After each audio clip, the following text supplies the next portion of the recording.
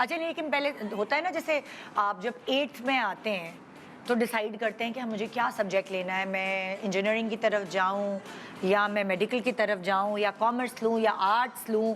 सो वलीद शुरू से ये सोच रहे थे कि मैंने मेडिकल करना है?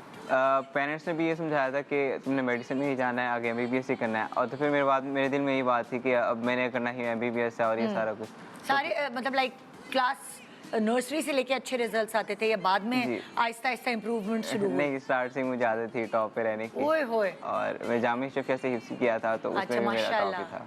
तो आप मुझे ये बताओ वलीद, कभी ऐसा हुआ कि सेकंड आ गए तो रो रहे हो या डिप्रेशन में चले गए कि मैं क्यों सेकंड आया, कुछ ऐसा हुआ? रोया नहीं था, लेकिन मुझे एक चीज़ जब आप लो फील करते हैं, आप कम होते हो, तो एक मेरे अंदर फाइट बैक करने की आदत है। हाँ। और वो मुझे मज़ीद पुश करती थी कि अगर मैं इस टाइम नहीं अचीव कर सका तो मैंने अपनी गलतियों को देखना है और फिर दोबारा उस पर इम्प्रोवाइज़ करके मज़ीद उसको बेहतर करना है, एज़ कम्पेयर टू कि मैं कहूँ फ़लाँ ने। हाँ। आई रियली अप्रिशिएट कि अगर कोई मेरे से आगे निकलता है तो उसने मेहनत की है, तो मुझे उससे ज़्यादा मेहनत करनी थी। मुझे सिर्फ ये अपने दिमाग में अच्छा, अब बात। अगर मैं तुमसे पूछूं कि तुम्हारी इस मेहनत में अम्मी की क्या चीज़ शामिल है?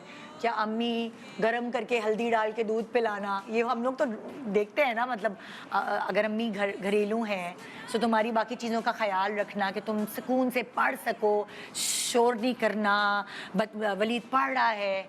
अम्मी का क्या रोल था तुम्हारी इस स्ट्रगल में सारी? अम्मी ने मतलब मुझे उन्होंने सेपरेट कमरा दे दिया था। अच्छा।